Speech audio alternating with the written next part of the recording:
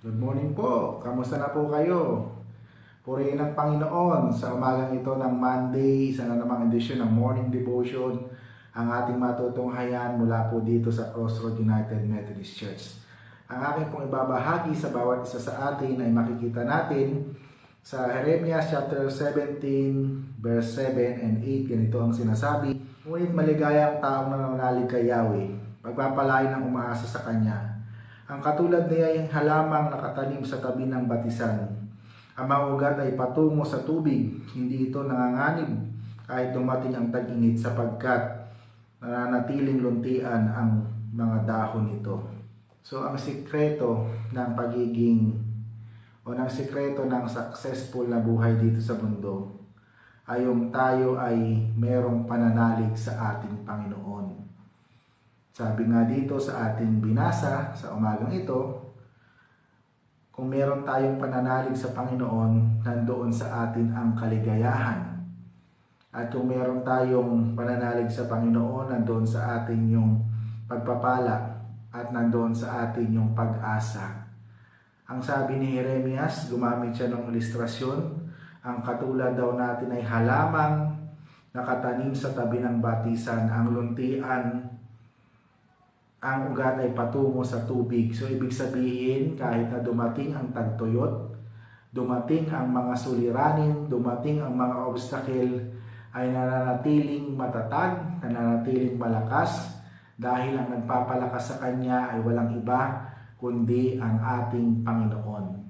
Kaya nga sa umagang ito ng ating morning devotion, pinapaalalahanan tayo na nandoon ang ating pananalig sa Panginoon upang magtamo tayo ng kaligayahan, pagpapala at pag-asa, at katulad natin ay isang halaman na nakatanim sa tabi ng batisan. Dumating man ang mga suliranin, ang mga problema, nananatiling matatag, malakas, at patuloy na nararanasan ang kabutihan at katapatan ng Diyos sa ating mga buhay. So purihin ang Panginoon sa napakagandang pinahayag niya sa bawat isa sa atin sa pamamagitan po ng inyong lingkod. Tayo po ay dumako sa prayer time para sa umagang ito. Tayo manalangin. Salamat po Panginoon dahil patuloy kang mabuti sa bawat isa sa amin. Isa na namang edisyon ng morning devotion ng aming natunghayan, na kung saan kung kami ay may pananampalataya, meron kaming kaligayahan, pag-asa at pagpapala. At katulad kami ng isang halaman na nakatanim sa tabi ng batisan, na dumating man ang tagtuyot ay nananatiling luntian. Tulungan niyo po kami sa kabuuan ng araw na ito. Ingatan niyo po kami sa mainit na panahon. Huwag niyo po kaming pababayaan. Pinagpipray ko po sa iyo ang mga kapatid namin na pumapasok sa opisina, paaralan. Tanggapan na kanilang kinabibilangan, ingatan at samahan niyo sila.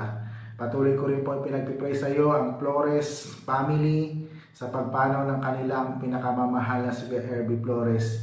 Ang pangunguna, patnubay, pag-aaliw ng Banal na Espiritu ang patuloy na iparanas mo sa kanila. At nawa, Panginoon, samahan niyo po kami sa aming gagawing mamayang necrological service sa ganap na alas 2:30 ng hapon hanggang sa maitin siya sa kanyang hantungan. I-bless nyo rin po ang lahat ng mga nanonood sa mga oras na ito. Ano man po ang kanilang pinagpipray, bigyan nyo po ng katuparan upang patuloy nilang maramdaman ang iyong katapatan at ang iyong kadakilaan. Huwag nyo po kaming iiwan, huwag nyo po kaming pababayaan, at ikaw ang patuloy naming maranasan sa kabuuan ng araw na ito. Pagpalain nyo rin po ang aming minamahal na bansa, ingatan, at patuloy na makita ang iyong katapatan sa aming mga buhay. Muli, ito po ang aming panalangin sa pangalan ni Jesus na aming Panginoon. Amen. Ayan. Tapos na naman tayo sa isa na naman edisyon ng morning devotion sa umagang ito ng Monday. At patuloy po tayong nagpapahayag ng pakiisang damdamin sa pamilya ng Flores sa pagpanaw ng kanilang pinakamamahal na si Herbie Flores.